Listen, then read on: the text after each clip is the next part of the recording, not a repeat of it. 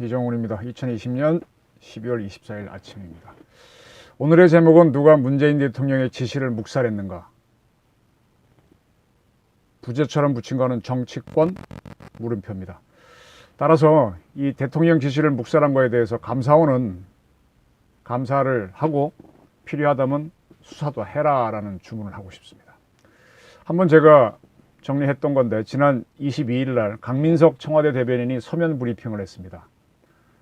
백신의 정치화를 중단해 주실 것을 간곡히 호소한다. 그런 내용이었죠. 문 대통령이 백신 확보에 손을 놓고 있었던 것처럼 과장 왜곡 보도가 있는데, 그래서 국민의 불신을 증폭시키고 있는데 문 대통령이 어떤 행보를 해왔는지 밝히고자 한다라고 하면서 4월 9일 파스테르 연구소에서 열린 무슨 회의에 가셔갖고 백신 개발을 확실히 덮겠다라고 한 것을 시작으로 지속적으로 문 대통령은 백신 수급 상황을 챙겼다는 겁니다. 7월 21일 참모회의에서 아스트라제네카 백신을 위탁받아 생산하기로 한 SK바이오사이언스가 있다는 그런 회사가 있다는 보고를 받고는 충분한 물량을 공급하라라고 지시했고, 9월 15일에는 그 코백스로 통한 전 세계 공동 구매죠. 코백스로 통한 백신 도입권에 대해서는 충분한 양을 확보하라고 주문했고, 이때까지는 특별히 제가 보기에는 그저 그런 이야기인데, 11월 24일 회의에서는 최선을 다해서 확보하라라고 지시했어요. 이때쯤은 대통령도 이제 감을 잡으신 것 같아요. 그리고 30날에는 대강 생각하지 말고 과다하다고 할 정도로 물량을 확보하라. 대통령이 이제 좀 상황을 파악한 것 같습니다. 이렇게 이제 11월 이후는 분명한 지시가 나왔습니다. 이걸 가지고 이제 강 대변인은 4월부터 문 대통령은 백신 확보를 충분히 강조했다라고 했는데, 자, 제가 보는 건 4월부터는 모르겠고요. 적어도 11월 이후에는 대통령이 확실하게 이제 감을 잡고 중요성을 지시한 것 같은데, 왜 이렇게 이행이 되지 않았지? 여기 의문을 품어야 됩니다. 이렇게 해야만 국가가 바로 돌아갑니다. 이걸 그냥 간단히 볼 수 없는 게, 이 국가라고 하는 건 집단지성으로 끌고 나가는 거잖아요. 제가 군이나 안보 이런 걸 조금 할 수 있지만은 의학이나 문화 쪽으로 가면 자신이 없거든요. 이거는 이제 다른 분들한테 취재를 하고 이렇게 물어봐야 좀 감을 잡습니다. 대통령도 역시 마찬가지입니다. 이 국가라고 하는 거는 굉장히 많은 참모, 각 부처별로 나눠져 있죠. 그 다음에 또 전문적인 정보기관도 있죠. 또 그거 말고도 뭐가 있습니까? 그 각 사회를 움직이는 여러 분야의 학자들로 구성된 학자들 군이 있고, 그걸 보도하는 언론이 있고, 또 그분들을 중심으로 구성한 위원회가 대통령한테 여러 가지 보고를 해줍니다. 그렇기 때문에 국가는 집단지성으로 움직이기 때문에 굉장히 탄탄한 조직입니다. 우리 역시 그랬습니다. 중앙일보가 보도했지만은 질병관리본부장 출신의 서울대 교수인 이종구 씨가 지난 2월과 6월 청와대 회의에 참가해서 백신이 있어야 한다고 본인이 굉장히 강조를 했습니다. 이분은 이때는 공무원이 아니었으니까 오히려 수월하게 얘기할 수 있었을 거고, 상당히 회의 분위기를 깨면서까지 이렇게 강조를 했습니다. 학자로서. 근데 이게 받아들여지지 않았던 거죠. 대통령이 감을 잡은 걸 보게 되면, 강민석 대변인의 서면 브리핑 근거로 보게 되면 11월부터 이제 백신의 중요성을 감 잡은 걸로 보입니다. 근데 이러한 백신의 중요성을 왜 무시가 됐느냐, 이걸 한번 봐야 됩니다. 국가가 이제 허점이 있었다는 건데, 모든 언론에 보도가 됐죠. 손영래 중앙사고수습본부 전략기획반장이 나오셔가지고 도하 언론에 다 보도됐습니다. 백신을 세계 최초로 맞아야 하는 것처럼 1등 경쟁을 하는 듯한 그런 사회 분위기가 조성되고 있는 것에 대해서는 방역 당국으로서 상당한 우려를 포함합니다. 이렇게 얘기하셨고요. 백신을 세계 최초로 맞는 그러한 상황은 가급적 피해야 되는 상황이고, 그러한 국가들에서 발생하는 문제를 한두 달 관찰할 수 있는 기회를 가질 수 있다는 점에서 굉장히 다행스러운 점이라고 어쩌고저쩌고 이야기했습니다. 자, 저는 요 말만 하게 되면 합리적이라고 들립니다. 근데 조금 하는 생각이 들었습니다.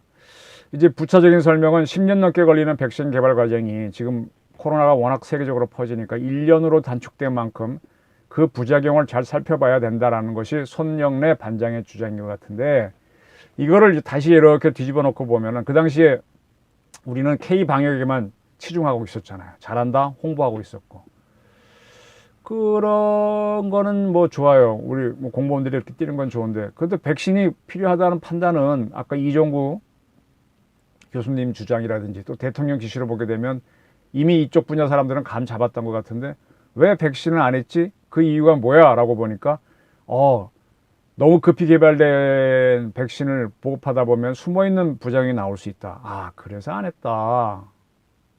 근데 대통령 지시는 이것 때문에 묵살한 거야? 라는 의문이 딱 듭니다.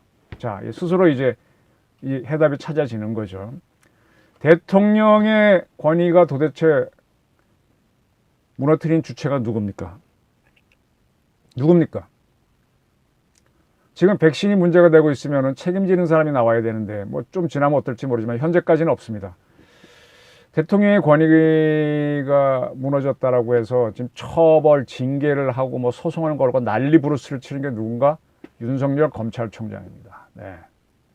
뭐 이유는 정확히 저도 모르겠는데, 멀쩡한 원자력 발전소인 월성 1호기를 수치를 조작해서 폐쇄하게 한 것을 수사하니까, 이건 사실 국가의 부를 갖다 버리는 걸 수사하게 한 건데, 그렇다고 해서 이 난리를 치고 있거든요. 대통령 지시를 어겼다고. 근데 백신을 도입하라는 대통령 지시는 있었는데, 백신을 도입을 빨리 하지 않은 이유에 대해서는 손영래 반장이 설명을 약간 했어요. 대통령 지시를 묵살해? 그리고 국민적 필요인데 이걸 묵살해? 그러면 이거 수사해야 되는 거 아닙니까? 제 합리적인 판단은 그렇습니다. 우리 감사원장, 최재형 감사원장이 이끄는 감사원도 감사에 가야 되는 거 아닌가요? 전체 국민의 문제인데, 대한민국 주인은 국민의 문제인데, 시간이 지나면 지날수록 백신 도입이 늦어지면요, 백신 내놔라 국민 감정이 폭발할 겁니다. 결국은 검찰 수사가 들어갈 가능성이 저는 매우 높다고 봅니다. 이건 제 기자의 감각입니다. 잘 나가던 원전 폐쇄 수사를 하도록 마련해주는 윤석열 총장을 잡을 게 아니라, 대통령이 4월부터라고 하고, 제가 보기엔 11월부터 보이는데, 4월부터 있었던 백신 도입 지시를 제대로 이행하지 않은 이유가 뭔지를 감사를 하고 수사를 해야 되는 거 아니냐, 이렇게 봐야 되는 거죠. 요즘 이제 이 문제에 이렇게 이제 관점을 갖다 보니까 눈에 띄는 게 이제 셀트리온이라는 회사입니다. 지난 12월 23일 한국 제약바이오협회에서 발간한 2020 제약바이오 산업 데이터북이라는 자료가 나온 모양인데, 작년에 상장되어 있는 제약기업 중 연구개발기 R&D 투자 금액이 가장 많은 기업은 셀트리온이었다. 이런 자료가 나왔습니다. 셀트리온 매출액은 2019년에 1조 1285억, 1조 약간 넘으니까 대기업은 아니죠. 근데 R&D 비용이 3천억 원이 넘었습니다. 그래서 R&D 투자비가 매출 대비 26.9% 가장 높았다는 거죠. 그리고 이제 몇 개 회사들이 1,000억 원 이상을 투자했다. R&D로. 한미약품, 그 다음이고, LG화학 그 다음이고, GC 녹십자, 대웅제약, 유한양행, 종군당 등등이랍니다. 근데 어떤 회사는 매출액보다도 더 많은 R&D비를 투자했답니다. 매출액보다 많은. 한 4군데가 있다는데, 제넥시는 매출이 113억 원인데 R&D는 3배가 넘었고, 이렇게 쭉 정리를 했습니다. 그리고 익숙한 이름이 하나 나옵니다. 신라젠. 옛날 유시민 장관이 전 장관이 가서 강의를 했고, 왜 강의를 했는지, 뭐가 있었는지를 추적하다가 잡혀 들어가 있는 사람이 지금 채널A의 이동재 기자입니다. 신라젠과 ABL 바이오도 매출액 대비 4배, 8배 이렇게 이제 많은 R&D 비용을 썼다. 이 R&D 비용이 어디서 나왔겠습니까? 매출보다 많은 금액이. 정부의 바이오 헬스 육성 지원책과 맞물려 R&D 투자비가 늘어났다. 이렇게 많이 투자를 해야만 뭐가 또 개발이 되죠. 네. 자본주의는 이렇게 개발하는 게 맞습니다. 그런데 이제 클린하게 해야죠. 그런데 이런 보도가 있었습니다. 잘 찾아보십시오. 11월 17일 이낙연 민주당 대표가 보건복지부 산하 재단 법인인 국가감염병 임상시험지원센터에서 추진하는 사전 임상시험 참여 캠페인에 한정혜 같은 당의 정책위 의장, 윤우덕 기획재정위원장, 김민석 보건복지위원장 국회 등 민주당 의원과 참여한다고 발표했습니다. 임상시험에 응해주겠다는 그런 걸로 보입니다. 네, 이건 조금 주목해 주십시오. 자, 이거는 뭔가 하면 셀트리온이 개발 중인 코로나19, 그때는 백신으로 조금 알려졌었는데 지금 보니까 치료제입니다. 백신하고 치료제는 다르죠. 지금 필요로 한 건 백신이죠. 백신은 전 국민이 맞는 거고 치료제는 확진된 사람들을 고칠 때 쓰는 거니까 백신이 중요하죠. 그때 보니까 처음에 백신으로 나왔는데 치료제의 임상실험이 맞는 것 같고요. 치료제 백신 개발이 임상시험 데이터 부족으로 난항을 겪고 있어 적극적인 자세로 코로나에 대응하고 책임을 다하기 위해 이 캠페인에 참가하게 됐다라고 이낙연 대표 측은 이야기한 걸로 되어 있습니다. 네. 정치인들이 어떤 코로나 문제에 개입하기 시작했습니다. 저 사실 셀트리온 회사를 잘 몰랐습니다. 뭐 꽤나 보도가 있었는데 제 분야가 아니다 보니까 쭉 찾아보니까 57년 충북 청주 출생으로 돼 있더라고요. 그리고 이것저것 보니까 흑수저였다고 돼 있고 아버지가 충북지방 산림청 공무원이었고 그래서 가족은 일가 친척은 지금도 세종시 일대에 사신다고 합니다. 고등학교는 인천의 명문인 제물포 고등학교를 나왔고 건국대학교 산업공학과 그다음에 같은 대학교의 대학원 경영학 석사 충북대에서 명예 약학 박사를 받았습니다. 산업공학을 했으니까 공대 쪽의 사람이죠. 플러스 뭐 산업공학이 경영학과 관련된 공대 쪽 학문인데 나중에 이제 이쪽으로 온 거죠. 대학생 시절에는 밤에 택시 운전도 했답니다. 흑수저이죠. 근데 이제 이분의 학연만 쭉 보니까 지금 인천광역시장인 박남춘 씨하고는 제물포고등학교 21기 동기가 되고요. 전 인천시장인 유정복 씨한테는 1년 후배가 됩니다. 그 대학으로 보니까 지금 민주당에서 아주 현란한 말솜씨로 이름을 날리는 정청래 의원이 바로 과 후배가 됩니다. 이분은 삼성전자로 들어갔다가 한국생산성본부로 옮겼고요. 거기에 있다가 김우중 회장, 대우 회장의 눈에 띄어서 대우자동차 기획재무고문으로 스카웃 34살 때 됐습니다. 그러나 IMF 위기 때 대우가 무너질 때 이제 실직을 하게 되죠. 그 다음에 이제 대우를 나와서 동료 10명과 넥솔을 창업했는데 넥솔이 지금 셀트리온입니다. 이름을 바꿨죠. 그리고 이제 이전 바이오 의학 쪽으로 해갖고 2009년 이후에는 대한민국 최고의 벤처 기업으로 이제 등장하게 되는 거죠. 지난 6월 달에 이 셀트리온이 개발하고 있는 그러한 방법으로 이탈리아에서 코로나 확진자를 치료를 했는데 그게 성공했다라는 보도가 있었고 그날 서정진 회장은 코로나 치료제 임상실험을 시작한다라는 보도도 있었습니다. 하겠다고 말했다는 보도도 있습니다. 7월 달에는 셀트리온이 항체 치료제 전파력이 6배나 강한 코로나 변종도 무력화하는 것 확인했다라는 보도도 있었고요. 셀트리온이 개발한 항체 치료제가 변종 코로나를 무력화한다 이런 보도가 있었고 그리고 7월 달에는 셀트리온이 코로나 치료제 일상시험에 들어갔다는 보도가 있었습니다.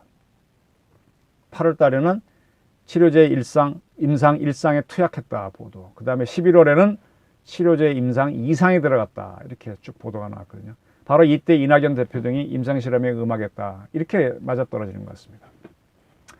덕분에 셀트리온 주가는 급상승을 했고요.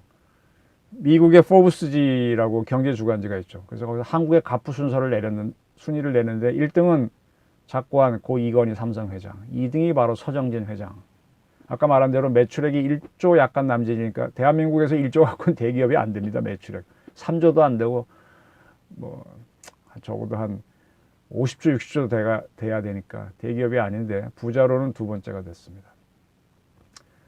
자, 이렇게 정리하게 되면 우리나라 국내 기업을 밀어주는 게 좋죠. 미국도 파이자를 밀어주고 영국은 뭐 아스트라제네카 밀어주고 다 좋습니다. 셀트리온이 뭔가 한다고 하니까 그거 믿고 있다가 이게 치료제였는데 백신 개발을 놓친 거 아니냐 이런 판단이 들고요. 조금 더 들어가게 되면 이미 이종구 교수들이 이야기했으니까 백신과 치료제를 구분할 만한데 왜 이랬지? 라는 의문이 생긴 겁니다. 그러면 뭔가 좀 이상한 거죠. 치료제하고 백신의 차이를 분명히 알았던 사람들이 우리나라 의사들이 한둘이겠습니까? 근데 왜 이랬지? 이때쯤에 이제 채널A 이동재 기자가 신라젠에 가서 전 보건복지부 장관 유시민 씨가 강연한 것. 아까 말씀드린 것처럼 신라젠은 매출을 보다가도 R&D 비용을 더 많이 썼습니다. 그건 이제 많은 투자가 있었다는 거죠. 그 이유가 뭔가 추적하다가 지금 잡혀갖고 감옥에서 150일째 구속되어 있습니다. 그 바이오 업체와 정치인 사이에 커넥션이 있었던 거 아니냐? 충분히 이동재 기자는 의심할 만하죠. 저보다 이쪽 분야는 더 훨씬 많이 알았던 것 같습니다. 다시 돌아갑니다. 백신의 중요성은 대통령이 상당히 빠른 시기에 강조했는데 왜 묵살됐지? 우리가 개발하지 못하면 도입하는 쪽으로 갔으면 될 거 아닙니까? 오늘 신문 보니까 뭐 백신 언제 도입한다고 막 해놨더라고요. 정부에서도 이제 면피는 해야지. 아까 손 반장은 저런 얘기 했지만 화이자와 계약 임박 내년 뭐 어쩌고저쩌고. 네, 역시 대통령이 관심을 갖고 하게 되면 빨라집니다. 자, 그렇다면은 왜 대통령 지시를 지난번에는 계속 몇 달 동안 묵살했는지 감사가 들어가야 되죠. 그리고 정책의 미스가 왜 있었는지 이거 감사해야 되죠. 자체 감사, 보건복지부 감사, 식약청 감사도 있어야 되고 감사도 있어야 되죠. 그리고 정치인들은 어떻게 개입했는지 유시민 씨가 신라생 가서 강연한 거 정치인들이 셀트리온하고 무슨 관계가 있었느냐 봐야 될 거 아닙니까? 식약청, 보건복지부, 청와대 참모들이 또 어떤지 봐야 될 거 아닙니까? 그래야 우리 국가는 제대로 돌아갑니다. 아니 뭐 필요한 걸 개발하는 기업이라면 지원해야죠. 근데 그런 걸 봐야 됩니다. 이게 공정한 사회입니다. 지금 원전 폐쇄 몇 천억이 넘는 우리나라 돈을 갖다 버리고 그 공장인 원전이 벌어질 돈을 갖다 버리고 우리 국민들한테는 전기요금 더 내게 만드는 원전 폐쇄가 그런 결과를 가져오지 않습니까? 그걸 수사하도록 했다고 해서 윤석열 씨를 때려잡으려고 하는 이런 거 말고요. 이걸 수사하게 해야죠. 감사하게 해야 되죠. 네, 코로나 vakcin은요. 지금 뭐 파이자나 모더나 이런 데서 개발했다고 하는데 이런 거는 미국, 일본, 미국 뭐 이런 나라들이 미국, 일본, 프랑스, 캐나다 이런 나라들이 미리 투자를 한 겁니다. 우리도 뭐 셀트리온이나 신라젠 같은 데가 뭔가 할 수 있어서 선투자를 하듯이 이런 나라들이 투자를 했고요. 투자했기 때문에 빨리 백신을 공급받는 겁니다. 대한민국 정부는 이러한 투자를 하지 않았습니다.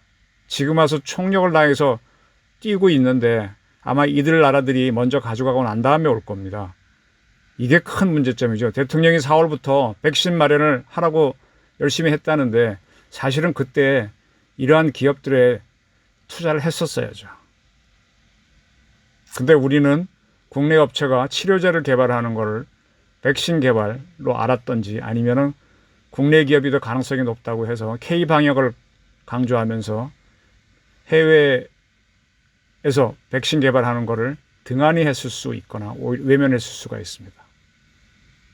이게 뭔가요? 이게 바로 백신 게이트가 될 수 있습니다. 이 부분에 대한 조사를 대한민국 감사원이 해야 된다고 저는 봅니다.